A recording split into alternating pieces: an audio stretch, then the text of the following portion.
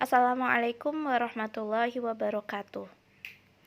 Video berikut ini merupakan penjelasan dari materi model pengembangan kurikulum berbasis multikultural pada mata kuliah Pendidikan Multikultural.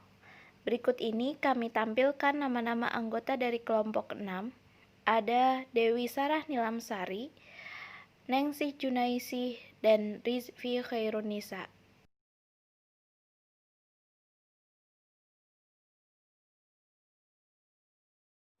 Bangsa Indonesia menganut prinsip falsafah yang majemuk, yaitu Bhinneka Tunggal Ika.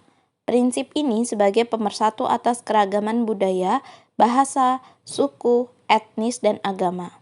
Perumusan gagasan Bhinneka Tunggal Ika diupayakan agar perjalanan bangsa ini ke depan dapat menuai keharmonisan atas keberbedaan yang ada di tubuh bangsa ini. Pengembangan pendidikan multikultural dengan moto Bhinneka Tunggal Ika diharapkan mampu menghasilkan output yang bisa menjawab tantangan zaman. Sebab pendidikan menjadi standar dan tolok ukur seberapa jauh sebuah negara mampu bersaing di dunia internasional. A. Pentingnya model-model pendidikan multikultural. 1. Alasan pendidikan berfalsafah Bhinneka Tunggal Ika. Ada 3 alasan pendidikan berfalsafah Bhinneka Tunggal Ika. Yang pertama, sendi equality. Secara kebahasaan, equality berasal dari kata equal, yang berarti sama. Terma equality juga dapat dipahami sebagai persamaan. Adapun yang dimaksud equality dalam pendidikan adalah kesejajaran atau perlakuan merata yang diterima setiap peserta didik dalam memperoleh pendidikan tanpa memandang status ekonomi dan status sosial. Dalam Undang-Undang Dasar 45 Pasal 31 diungkapkan bahwa setiap warga negara berhak mendapatkan pengajaran. Pasal ini merupakan implementasi dari penghargaan para perancang negeri ini dalam pembangunan bidang pendidikan yang selaras dengan kondisi masyarakat yang plural, baik secara stratifikasi sosial, agama, maupun suku. Yang kedua adalah sendi pluralitas. Kondisi masyarakat Nusantara yang terdiri atas keragaman atau pluralitas, agama, suku, dan budaya mendorong perlunya ditanamkan pemahaman yang inklusif dalam memahami perbedaan.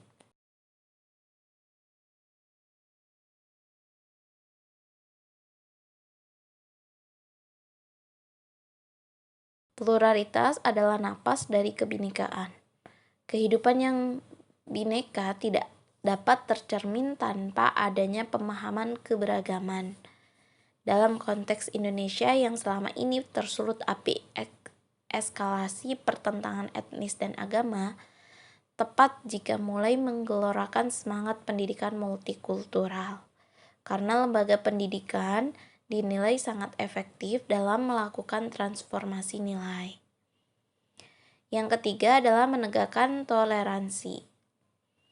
Apabila pemahaman tentang keberagaman atau pluralitas telah terpatri pada setiap individu, maka bersemailah sikap toleran dalam kehidupan bermasyarakat, sehingga masyarakat akan hidup harmonis dan kebinekaan. 2. Bentuk-bentuk kreativitas.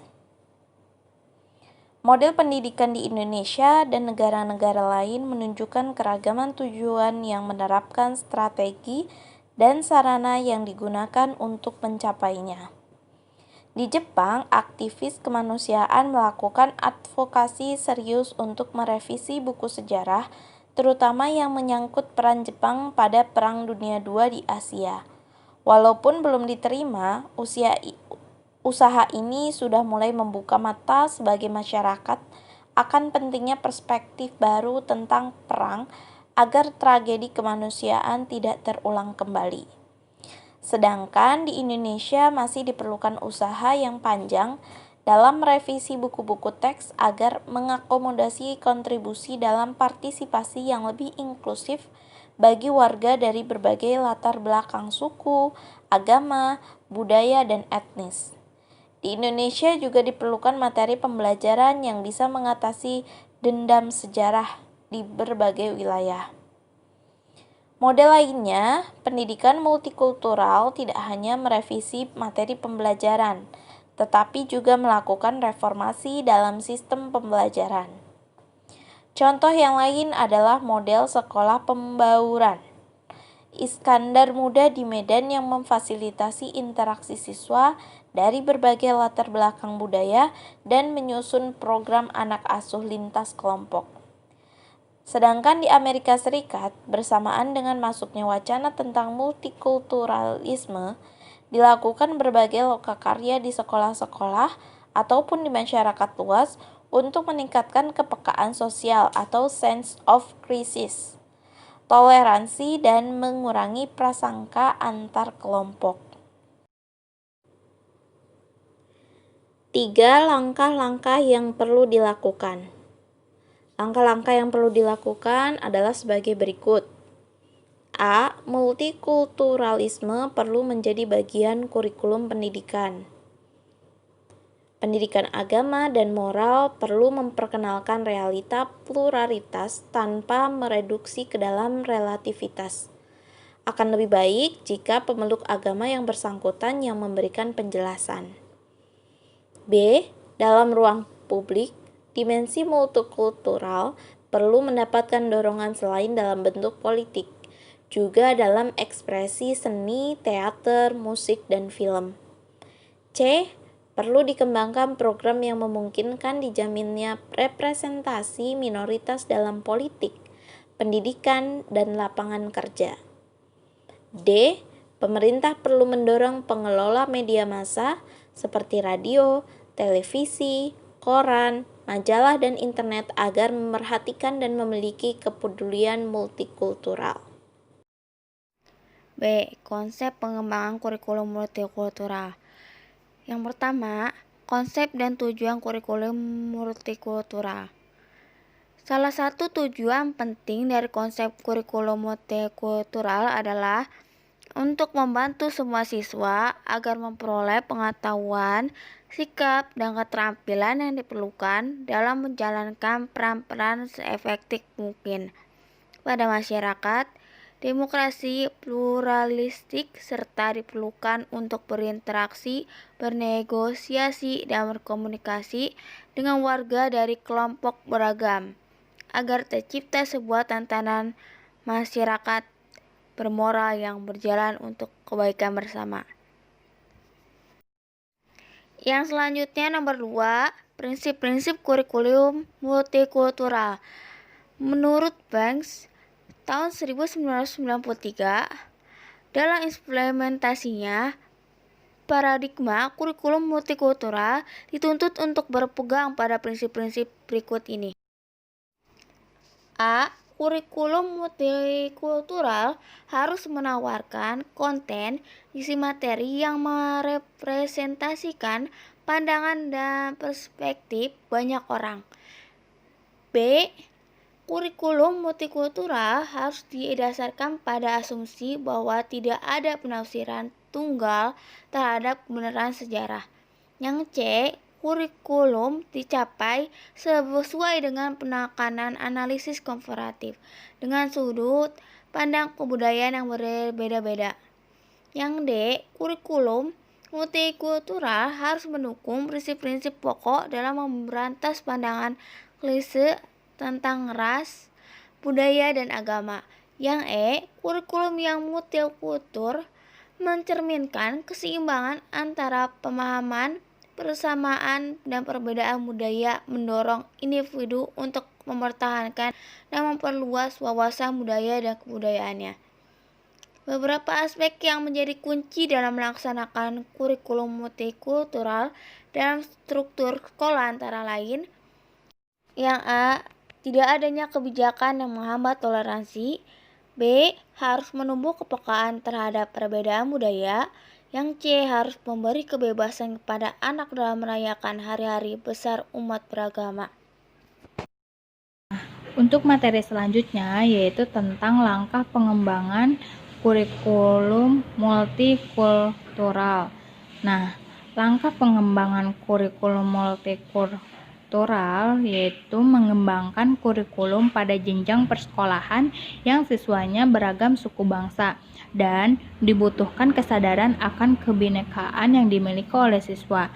Nah, di sini ada langkah-langkah yang harus dilakukan untuk pengembangan kurikulum multikultural. Nah, yang pertama yaitu memilih kriteria bahan yang signifikan. Di sini memilih kriteria bahan yang signifikan atau yang cocok dengan keberadaan mereka yang berbeda suku dan bangsanya. Terus, yang kedua, mengintegrasian ke dalam semua mata pelajaran. Nah, di sini pengintegrasian ke dalam semua mata pelajaran secara teknis kurikulum multikultural dapat diintegrasikan ke dalam semua mata pelajaran yang dapat dimasuki oleh nilai-nilai pengenalan multikulturalnya. Nah, di sini kurikulum juga harus didesain sesuai dengan kebutuhan masyarakat yang luas untuk meningkatkan pemahaman tentang kemajemukan suku, budaya, ras, dan agama Nusantara. Nah, yang ketiga yaitu guru, laboran, dan tutor yang diperlukan untuk sekolah laboratorium bersifat multikultur. Nah, di sini guru, laboran, dan tutor menjadi kunci utama dalam proses mendidik, membimbing, dan melatih para siswa yang beragam. Nah, oleh karena itu, guru, laboran, ataupun tutor yang dibutuhkan antara lain sebagai berikut. Nah, yang pertama, guru, laboran, ataupun tutor yang memiliki wawasan kebangsaan yang luas serta memiliki keterampilan pedagogik atau mengajar yang sesuai dengan kebutuhan sekolah laboratorium SLTP. Kedua, guru, laboran, ataupun tutor yang memiliki sikap terbuka dan tidak diskriminatif terhadap salah satu suku atau komunitas yang ada. Nah, yang ketiga yaitu guru, laboran, ataupun tutor yang berjiwa inovasi atau pembaharuan.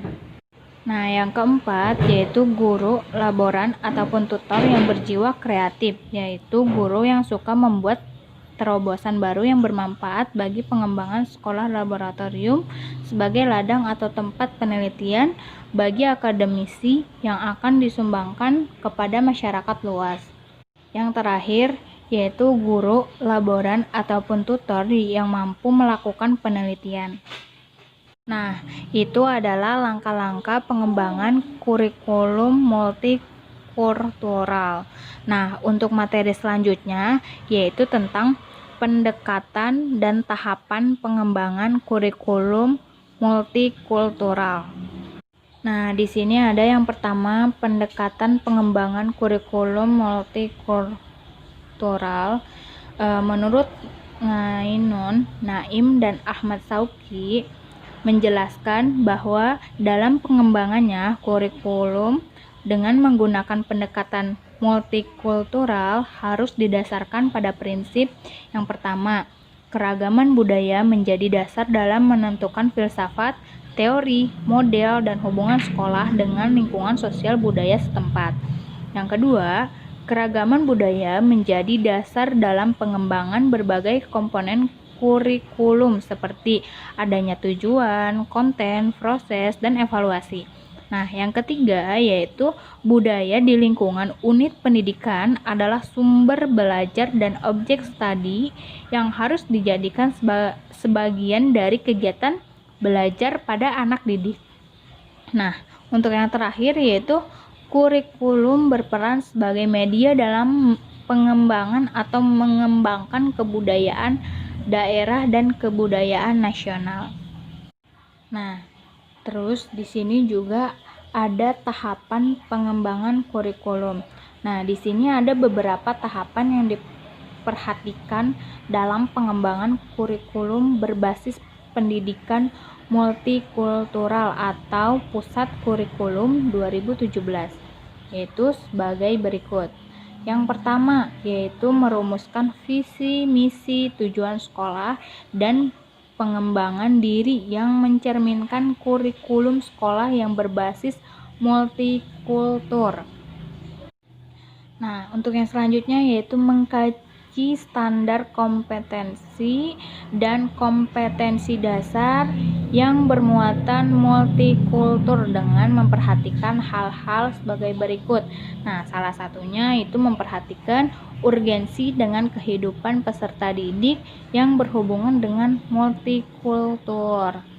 Nah, terus yang ketiga, mengidentifikasi materi pembelajaran yang bermuatan multikultur dengan mempertimbangkan salah satunya seperti keberagaman peserta didik, karakteristik mata pelajaran, relevansi dengan karakteristik daerah, serta kebermanfaatan bagi peserta didik. Nah, untuk selanjutnya yaitu mengembangkan kegiatan pembelajaran yang bermuatan multikultur, terus merumuskan indikator pencapaian kompetensi yang bermuatan multikultur, terus menentukan jenis penilaian yang bermuatan multikultur, dan yang terakhir yaitu kita harus menentukan sumber belajar yang bermuatan multikultur. Nah, baik itu materi tentang pendekatan dan tahapan pengembangan dari kurikulum multikultural. Kesimpulan dari materi ini adalah kurikulum berbasis multikultural adalah sebuah kurikulum yang mengacu pada keberagaman budaya, yang mana kurikulum tersebut senantiasa mengeksplorasi perbedaan sebagai keniscayaan anugerah Tuhan. Prinsip kebinekaan sebagai salah satu prinsip falsafah yang dianut oleh bangsa Indonesia, serta mendasari pengembangan pendidikan multikultural di Indonesia mengenai keberagaman bahasa, tradisi, budaya, serta agama tanah air dari Sabang sampai Merauke. Kultur ini pula yang mewarnai sikap bangsa yang toleran dan sadar akan pluralitas sejak dahulu. Terima kasih, semoga video ini bermanfaat. Jangan lupa like, subscribe channel ini ya.